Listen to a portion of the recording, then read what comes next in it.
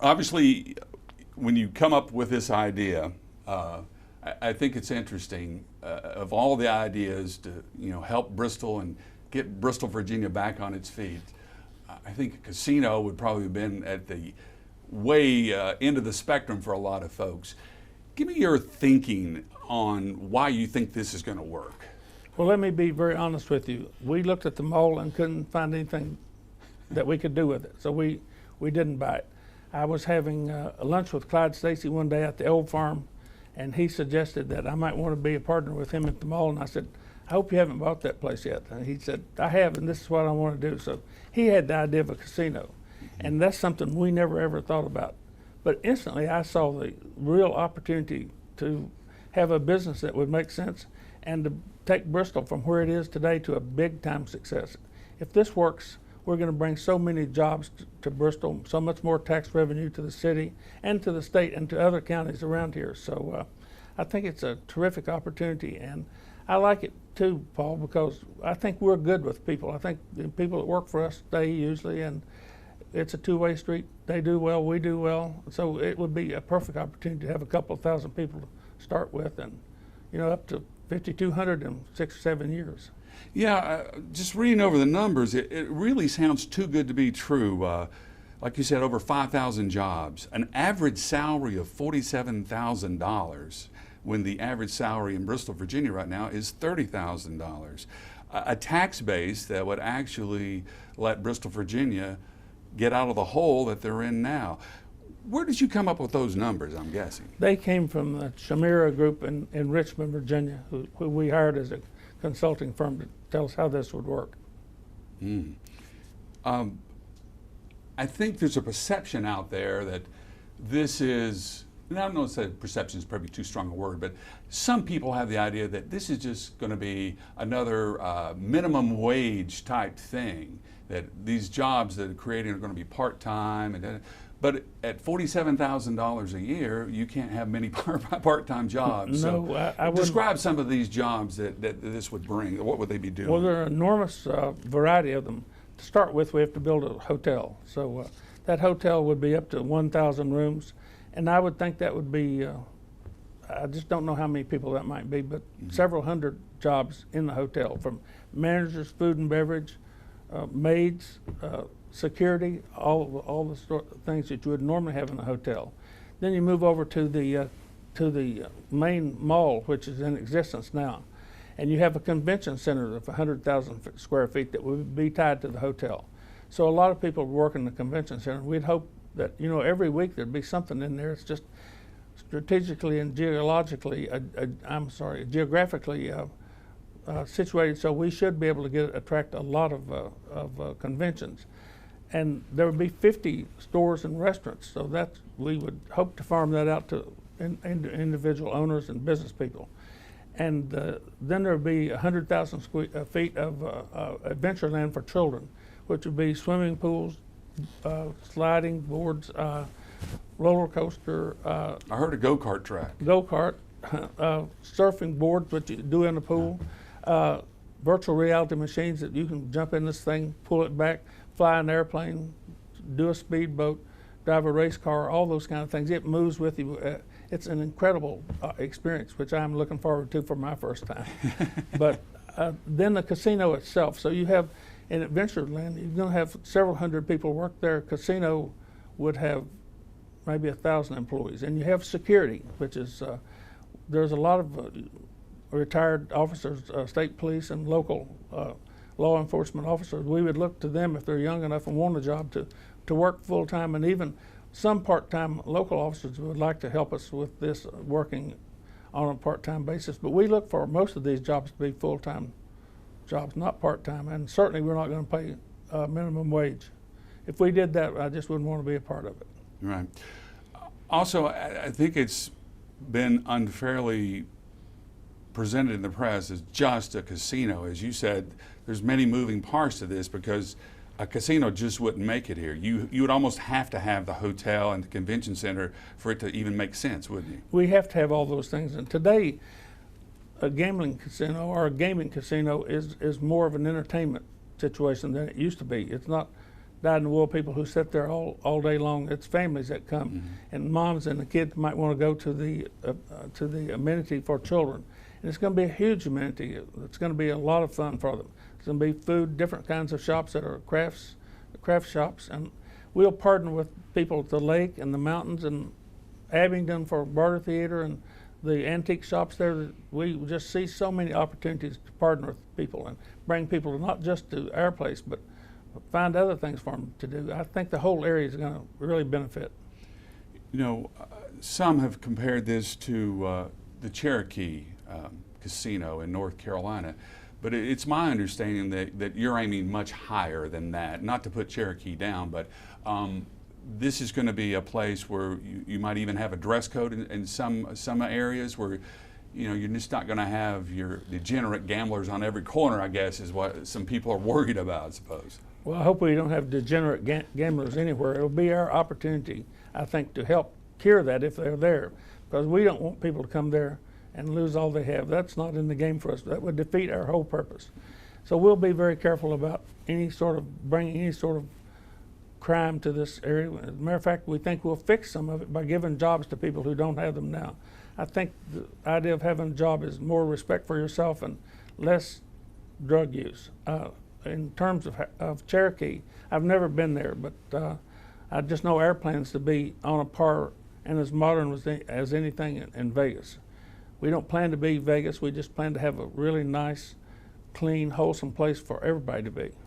And you've mentioned that for your employees, you're willing to provide daycare. Is that correct? We're going to provide daycare for the employees. And we'll have an educational center for the local people to come and be trained to get these jobs. So, you know, we've never done anything like this in this area, so you won't find those people readily trained. But I think all of our citizens of this area and of Southwest Virginia are very smart. They'll get onto this quickly.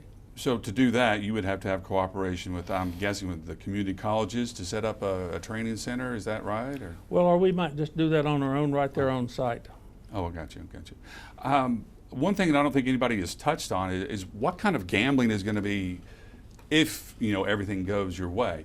What kind of gambling do you envision for the casino?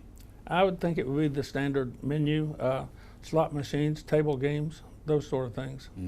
One thing that I'm just curious about, you know, 5 states now have the NFL betting. Is that something that you'd be interested in? Definitely. We have a site. The gaming area would be like 43,000 feet, and the sports area would be something like that or a little smaller. But the sports betting is certainly something we look forward to having. And I think, in just reviewing some of your documents, your estimates, I'm guessing this is from the Chimera Group as well, is that you believe 80% of the people that will come here aren't from here. They'll actually come here. Yes, and if you look at the map, you already understand, I'm sure, that we are now being closed in as one of the few places that doesn't have gambling.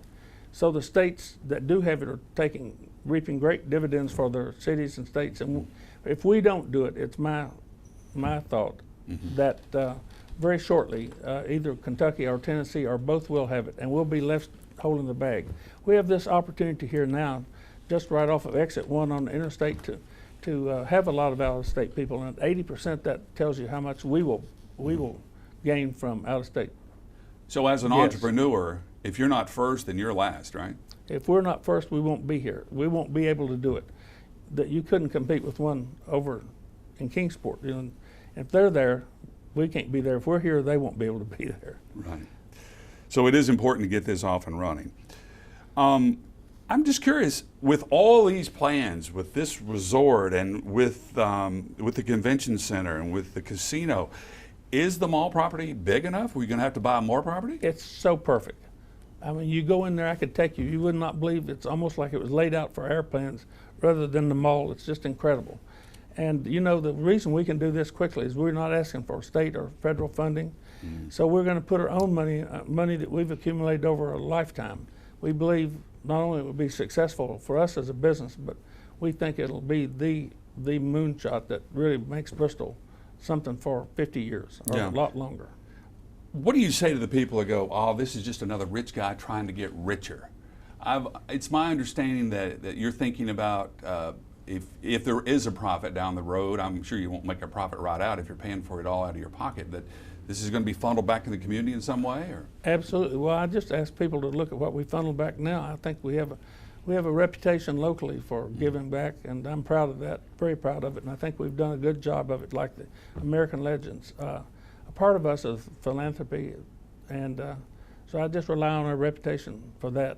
But it will not only give back through taxes and through employment and through income taxes and property taxes, but not only will we give back part of our earnings, but I think the employees will do that too. It'll just be a win-win for everybody. For all the charities, the churches, people will get more contributions.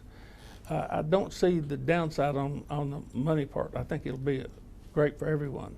As a businessman, I would think the last thing you'd want to do is to pay for an entire project by yourself. I mean, almost no one does that anymore. Everybody wants TIF financing or something to alleviate that blow and put the burden not only on cities but on taxpayers.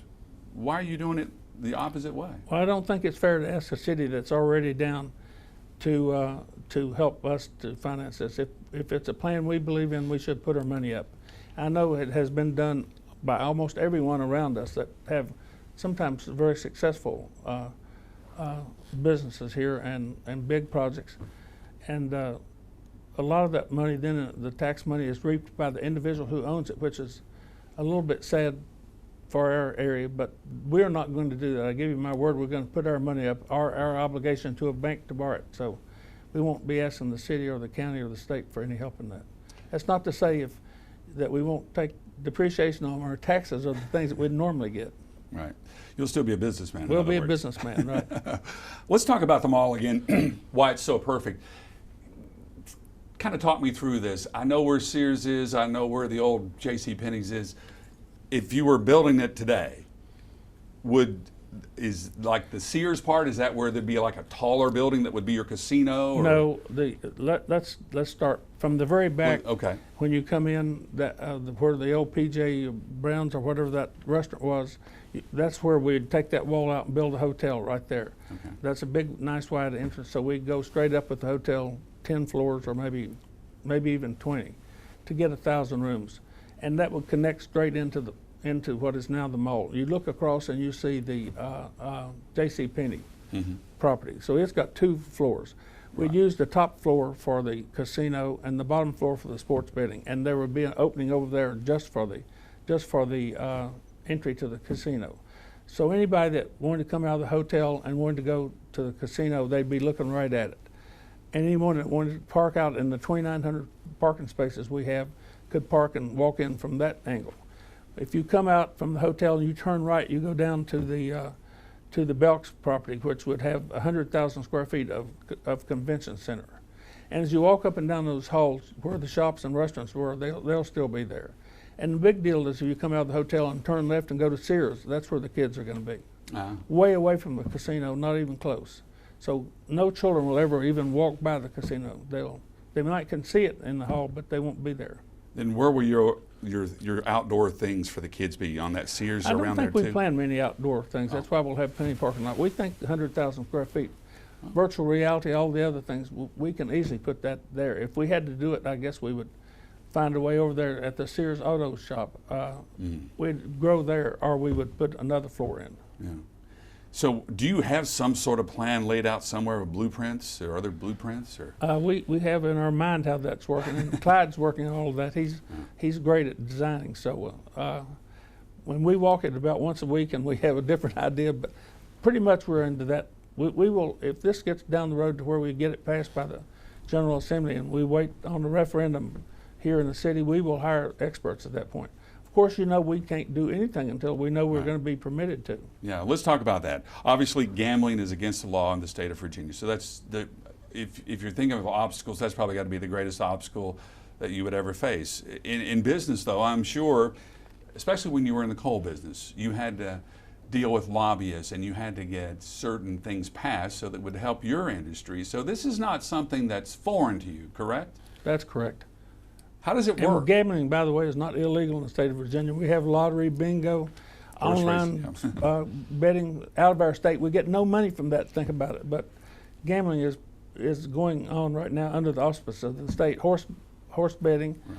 and we have slots or almost slots at the horse tracks. So they've already given horse owners that ability to support the track. And I think the argument with the General Assembly is very simple. Let Bristol be in charge of its own destiny. Don't keep sending us money. Let us have money to send back to you. Let us have jobs, and let us be in control here if we want it or don't want it. Now, part of this, as you said, is with the General Assembly. I want to show you this. This is the form that is going around to support that. Is that a grassroots campaign that you're coming up with? Yeah.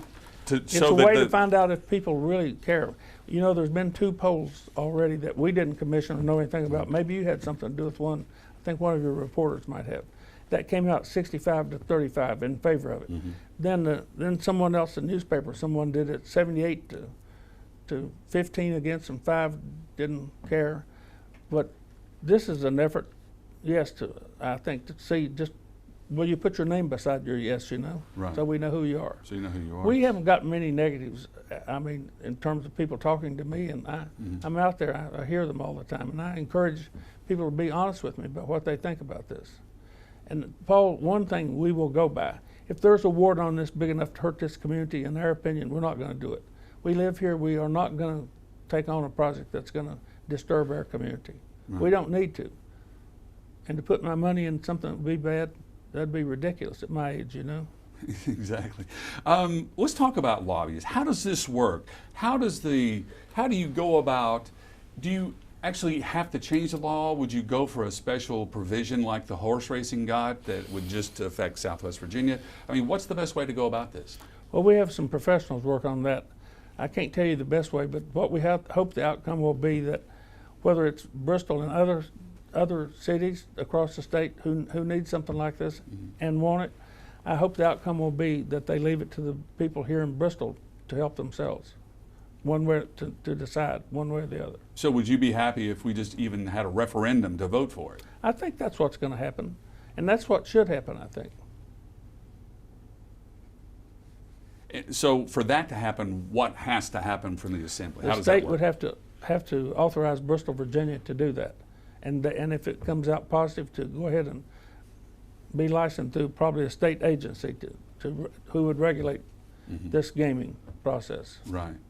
And you know, this business is going to be probably 75 or 80% other business: hotel, convention, children's center, shops, restaurants. Right. And the gaming is going to be something that will have a particular regulation to it. Something like Nevada or Mississippi, somewhere. It would seem to me, since you've never done anything like this before, that if this all comes to fruition, you would almost have to hire somebody like a Harrah's or somebody to run it, wouldn't you? Just to have the background there? For the gaming part only. We would either have to hire somebody that is a manager at some other casino somewhere out in the country, and there's many of them now, as you well know, all over the U.S., to come here and be the manager and set that up, and we'd do that the minute we were authorized to do it. We still have 18 months before we could open.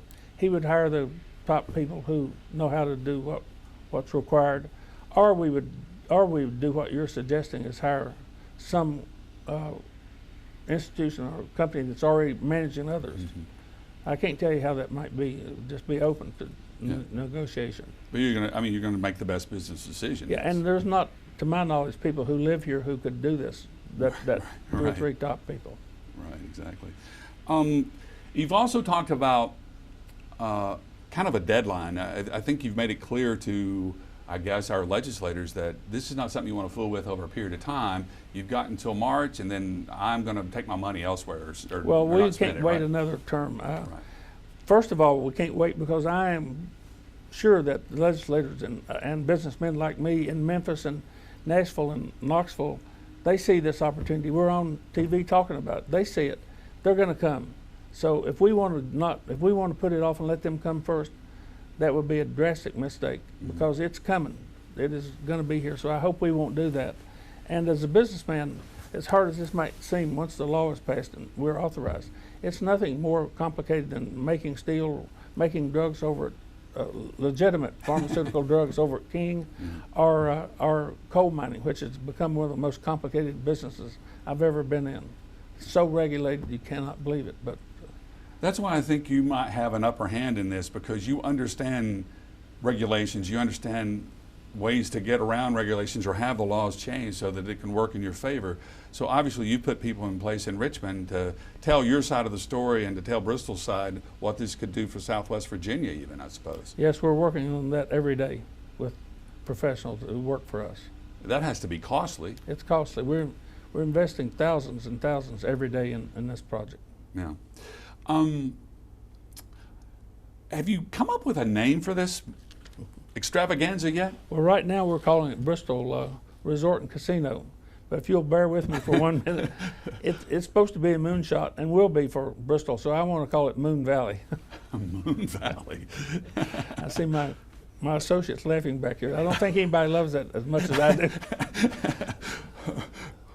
Well, if you're writing the check, you can call it what you want, right? So I want to have down where the auto center is, that I want to have a roller coaster that takes off and goes 50 or 60 feet in the air and circles the entire 49 acres, and everybody from all over Bristol will be able to see that until it stops at dark. Oh, wait.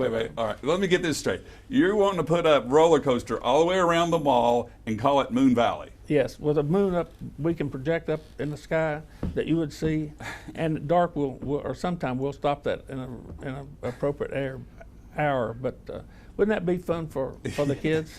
Well, it certainly would. I think it'd be fun for just about And everybody, myself. Jim. Well, we need a little levity in this, can't be all that serious. As you well know, you have to have a little fun in life. That's why you love golf so much. Yeah. That's tremendous. Moon Valley. I don't know. It's kind of. Let that wear on you a little bit. Yeah, it's got a ring sort to of like it. Yeah, it's got a ring to it. Just Bristol Resort. I mean, It's kind of plain, isn't it? Pretty plain. Yes, vanilla, isn't it? Yeah. Oh wow, that's pretty good. When you sit back and look at this from a business point of view, is there any way to put odds on this? 2 or for or against? Is it 2? I will say this: it's a lot better today than when we thought it up. Because once we tell the story I've been telling you here, I think it sells pretty well. Because, and I talked to some of our religious leaders in town about that. I don't know if you're going there, but they obviously, and I would agree with them. If you didn't have to have a casino in your town, you probably wouldn't take it. Because it has some risk to it. We would admit that. But there's a greater risk that these people who don't have jobs and keep on going out of our unemployment goes up with the risk of alcohol and drugs because you don't have respect. Those are solid negatives right now in our community that we know about, and we have to cure that. They all understand that too. So we have a mixed bag here, and I just hope we'll all sit down and talk about it before we jump one way or the other, And I'm constantly confronted. Don't you have some other thing you can think of? Well, if I did, of course I would, and other people would too. But if you want an instant shot that somewhere down the road takes the city out of debt, gives all these thousands of jobs, not only to this city, but to Washington County, to Abingdon, to the coal fields who will come in here to work.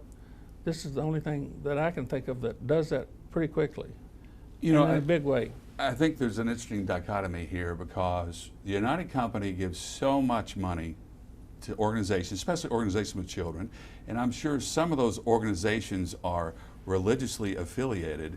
So if you oppose the casino, in a way, you're biting the hand that feeds you, aren't you?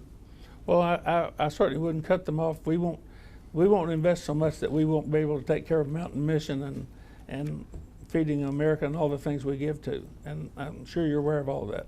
We're not going to do that. But all of them tell me that rather than give somebody food to eat, as our soup kitchen does every day, rather than that being there, wouldn't it be nice if they had a job and could go to the grocery store and buy their own food? It's a Band-Aid, it's what it is. Right. Now, the Mountain Mission's a permanent thing that we care so much about. And we were there yesterday. I think maybe your people were there. We were there yesterday. We had the most exciting day you've ever seen. It was so good. Yeah. When they got their dorm built back. Right.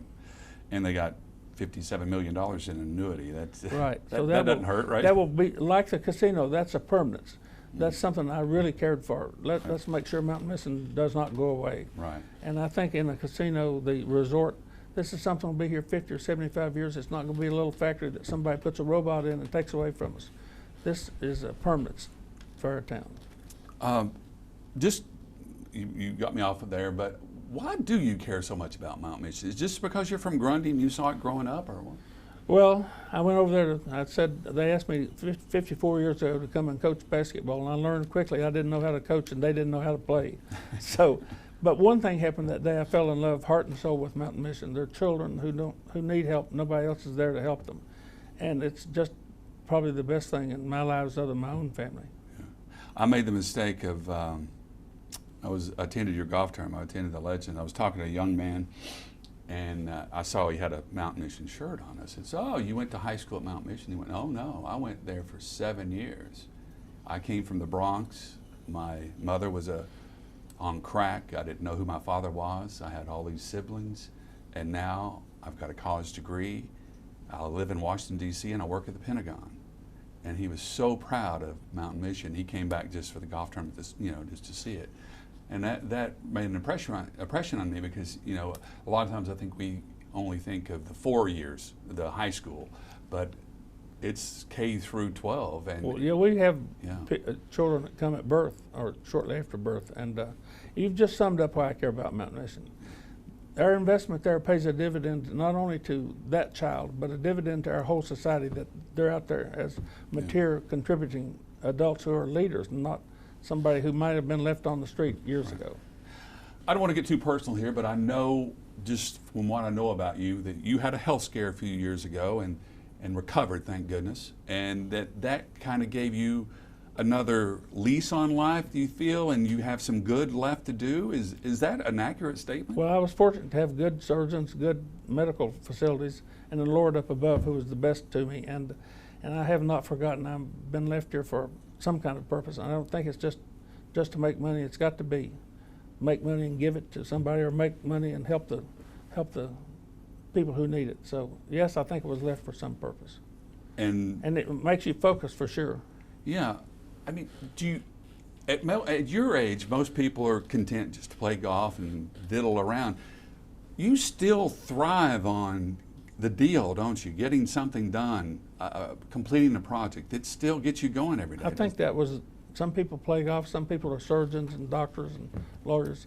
I was brought here to be a deal maker, so that's if I have any talent, that's what it is, I think. And thinking up deals like this with Clyde. And Clyde and I went to high school together. This is a perfect combination of good friends. Yeah. What are the odds of two guys growing up in Grundy, both becoming very wealthy, and both now with a chance to not only help Grundy, but all of Southwest Virginia? Well, it's our moonshot. It really is. It's the greatest thing I can think of, to retire and leave this in good shape. And we won't retire until somebody puts a shovel of dirt over our face. But I didn't think retire was in Jim McGlothlin's itinerary. It's really not. But how to get on with life. This is just so perfect for the two of us. Yeah. You talk about helping people. As a man as wealthy as yourself, you have to be careful, though, because I'm sure people are asking you for something every day. How do you go about picking and choosing? What do we do? What do we help? Where do we go with that money? Well, we have professionals here who vet those requests, and so many of them we go, and if we do make an investment by giving away, we have auditors that go out and see that it's used in that appropriate manner. And if it is, we continue to contribute. And any new projects, we either can, sometimes you can sort out, no, I'm not giving to the some society, that historical society made up of a lot of wealthy people. Right. And we're asked for that. A lot of people ask you that could do it themselves. They would like for us to do what they would like done. But we are able to vet those things, and we either continue to do it, we either approve new things, and sometimes we go and see what's happening, and we put a lot more money into it. Morrison School's sort of a perfect example. My wife and Mrs. Fay Street, Nick Street, my former partner's wife, went over there to see if our $25,000 a year was important. And after they came back, they said, we have got to go more on this. So they now have a school over there. That's how it works, Yeah, exactly.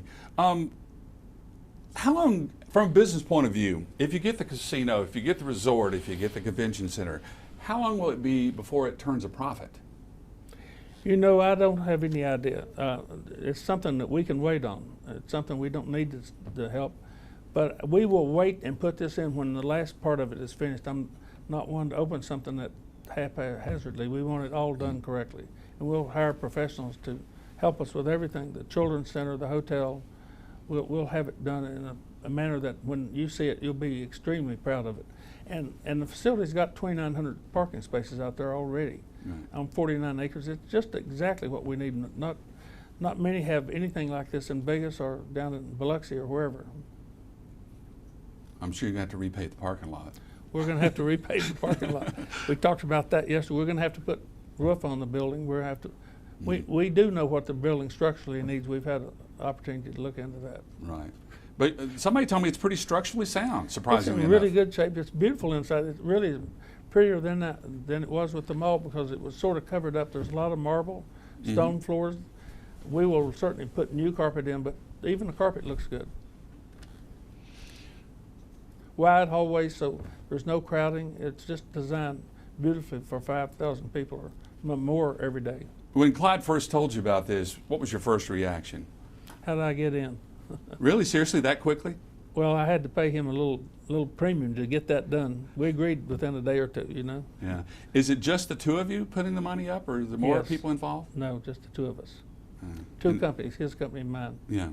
And 150 million to get started? You know, that is... Or is that an open-ended question, That's too? a very open-ended question. I'm thinking, we sat down day before yesterday, Clyde, or maybe Saturday, I guess it was, and we talked about everything. It comes up to more than that, really. Because here's the thing, we've got the interior of the mall. If you look at that doesn't need so much work, but it's got to be, certainly millions have to be spent there to make it what it will need to be. The hotel, to be a very first-class hotel, we can't put a third-tier hotel there. We have to put a first-class hotel. That's going to be at least $100,000 per room, and that is $100 million. And if you put the furniture in it, the restaurants in it, the pools in it, and all the other things, you probably had 120 million. And so 25 or 30, 40 million maybe in the mall by the time we get through with that. Then all the equipment that goes in there, including the children's amenities, probably $5 or $10 million just to buy all that stuff. I have no idea what the casino takes. Nobody's ever told me what a slot machine costs, other than somebody said, Clyde said that he thought it was $7,000, and he told me it's $15,000 per machine. I said, what? That's unbelievable. But it's 150 to 200, I'd say. That's what we're prepared to do. And as in business, as you know, those costs seem to escalate, don't they? They do. You never finish anything under budget that I've had anything to do with. Right. Because we will keep adding bells and whistles to this. You want it nice. We're not going to embarrass Bristol. When somebody comes here, they're going to know we've done it right. Right. Because we want them to come back, you know. Well, exactly. It seems geographically it's in the perfect spot, right next to an interstate that everybody has to take to get anywhere south. We got an airport that's so underused down there. I can just see flight after flight after flight coming here. I can see us getting to New York and Chicago on regularly scheduled flights now. Atlanta and Charlotte's no brainer, and more airplanes will come. But so you can sell your jet. We can sell our jet. No, you wouldn't want to do that. But hopefully I don't have to go that far. That's something that nobody's really brought up. I don't think is the airport. It is under, and there's a program down there now to bring in more. I think a program to work on airplanes and expand the airport. So this would fit in perfectly, wouldn't it? Well, believe this or not, we know for sure that Harris runs in here a couple times a month and brings Bristol people to Biloxi. Right. Because they told us they do that. Yeah. And I have heard they have over 60 airplanes operating just for the Harris group. It's an amazing thing. So I can see people developing that for our airport.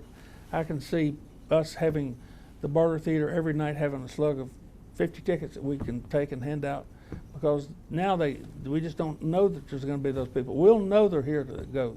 They're not going to stay at the gambling tables more than an hour or two a day. People don't do that.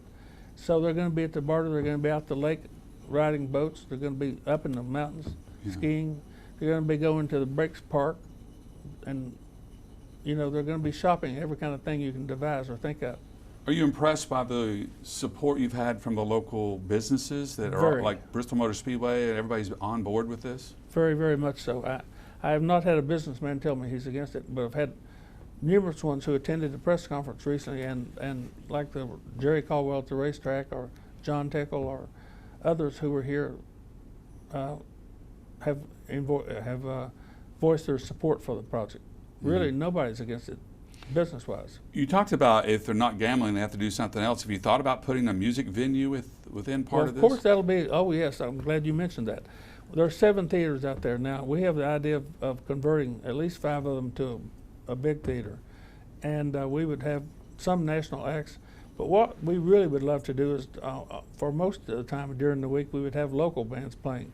Our idea is to have 3 or 4 each week that would play, and one would play an hour, the next one an hour, and they would turn that over, and we would pay a prize to the one that got the most votes. At the end of the day, the next week we'll run it again, then we'll have a playoff somewhere down the road with the big band, the ones that have won. So we're going to involve that, the Bristol Country Music Museum, all that's going to be a part of it. Bristol, I think, is already a great tourist attraction, but we could build this into an unbelievable area. Yeah. As somebody that probably has to look to the future and envision things, in 10 years, can you envision what this would look like? Yes. What does it look like, Jim? Really, really big success. We would be almost full out there 6 or 7 days a week. We would have the downtown would be such a cute place as it already is, but it would have people in there buying things and having lunches and dinners. They'd be going to the Paramount on a more regular basis than they are now. The Barter would be full. The Martha Washington would be full. Abington would be doing great. Grundy would have people going to the breaks and going to see coal mining areas, and people would be working throughout our entire area.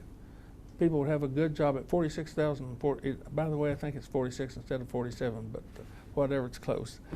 Oh, the average salary? Yeah, but I gave everybody a raise. You gave them a raise. I'm afraid we'll have to now. But anyway, I think it'll just be so successful, and I think we'll all be extremely happy about it. And one of the things I'm proud of, this is a local ownership, not some big chain out of Nevada that came in here is wanting to do it. Yeah, that's true. Just to wrap up here, legal hurdles, I suppose, are one thing. When you try to get an entire state to come aboard, in your dealings with getting changes for your other companies or dealing with lobbyists, how hard of a job is that? Well, it just requires a lot of work. I can say that I've been almost every day in meetings with somebody like that, selling our product, and I have not yet had somebody say, "No, I'm against it." No legislator said that. So it's going to be an uphill battle. It's going to be hard fought.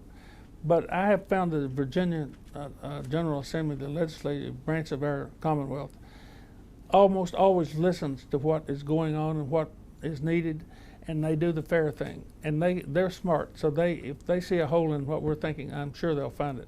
We don't see it right now, but if they do, it'll be out there to protect the people. And yet, I think if they see the value in this as I do, and as I think so many people here do, I think it's only fair that they give the people of Bristol, Virginia, the opportunity to decide on this. And if you think about the jobs we just talked about, Shamira says there's 10,600 jobs in 7 years with this. She says that Virginia, the city of Bristol, Virginia, will get $26.8 million. $26.8 million, that's just a kick into what we have now. That would cure our problems for a long time. The state of Virginia gets $30 million, and the state of Virginia doesn't have to send us $48 million. And that's something the state really has to worry about. How are they going to keep sending us this money if we don't have work? So there's a lot of things at play here, just like the Highway 81 from the Tennessee line to Whitfield's $500 million right now needed for capital. So do we really want this money that we say we can have to go over into Tennessee or Kentucky? Or West Virginia? It's already going to West Virginia. It's already going to Maryland. If you said, well, I really don't want gambling, we have gambling, not just in our state, as I've said. We have gambling all around us. In that area, we're in this pocket, and it's closing in on us. And every time it closes a little further, our money goes in that direction instead of their money coming here. But we're situated geographically in the very best place we could be. We got an interstate less than 1 mile from this mall, and that means people don't have to come through our town with 10,000 cars. They just hop off and hop back on. 80% will do that. 80% will be from out of state doing that. The legislators in Southwest Virginia, I think, are going to be behind this, but you have to convince the rest of the state that we need that. Is that the biggest challenge? Well, we think that legislators from here will be, because I think they're all pragmatic, very intelligent people and represent us well, and they see this as something we just about have to do, or something else that we don't know what it is. And I think the rest of the state, first of all, they don't want to keep supporting us. They don't want to send that $48 million down here, and it's going to be more and more and more. We have to do something for our school teachers. We have to do something for law enforcement. We have to build roads. We have to have capital. That has to either come from Richmond and the other parts of our state, Northern Virginia, which is the wealthy part of the end. They have to send us money, or they have to give us a way to earn it some way. It's the only two answers we have. I can't imagine that the legislators wouldn't rather let us earn it ourselves and send some back to the state rather than taking it all away. And the easy way out for the legislature is to say, okay, we'll just have a referendum and you can decide for yourself. Absolutely. And that's what you would want. And that's what I want too, because let's let the people decide this. And again, if there's a flaw in our thinking, please tell us about it. I'm willing to talk to anybody, and I've already talked to several, as I say, religious leaders about it. And I just think that we can, in that length of time from now till that happens, we can ferret out the facts about it. Yeah. All right. Sounds like a win-win for everybody. I hope it will be. Hope we get that opportunity to prove it. I will say we have a good track record in business.